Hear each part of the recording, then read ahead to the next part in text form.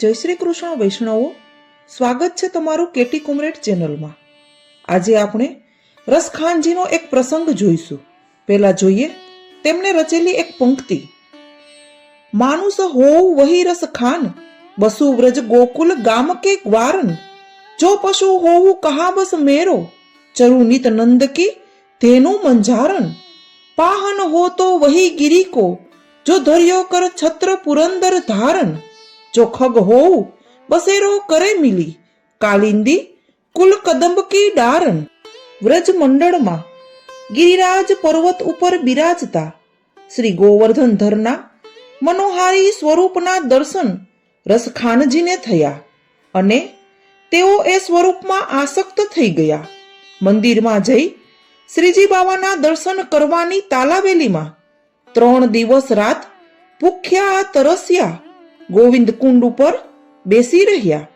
શ્રી ગુસાઈજીએ કૃપા કરી તેમને અપરસ કરાવી।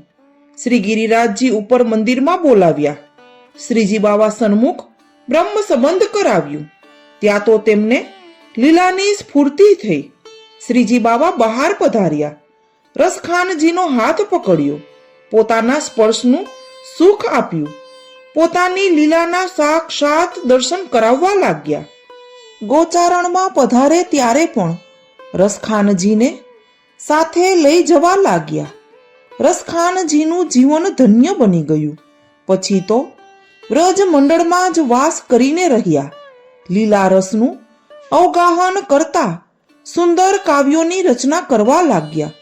ભક્તિ રસમાં લીન બનીને વ્રજમાં વિચરતા સ્વરચિત કાવ્યો, દોહા, છંદ, ચોપાઈ, સવૈયા વગેરે ગાવા લાગ્યા। ઉપરનો સવૈયો રસખાનજી રચિત છે।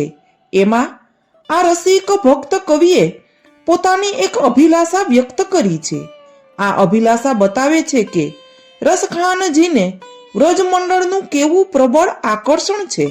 તેઓ કહે છે કે આ જન્મમાં તો પ્રભુએ મને વ્રજમાં વાસ આપ્યો છે, એ મારું સદભાગ્ય છે, પરંતુ હવે બીજો જન્મ મને મનુષ્યનો મળે તો એવો મળજો કે હું ગોકુળનો ગોવાળિયો બનું અને બધા ગોવાળિયાઓની સાથે ગોકુલ ગામમાં વસું। ભગવાન મને પશુનો જન્મ આપે તો પણ મારો કોઈ ઉપાય નથી, પણ પશુના જન્મે પણ નંદરાયજીની ગાયોની સાથે મને ચરવા મળે એવું પશુ બનાવજો। પથ્થર બનાવો તો એવો પર્વતનો પથ્થર બનાવજો જેને પ્રભુએ પુરંદર ઇન્દ્રના માનભંગ માટે ધારણ કર્યો હતો।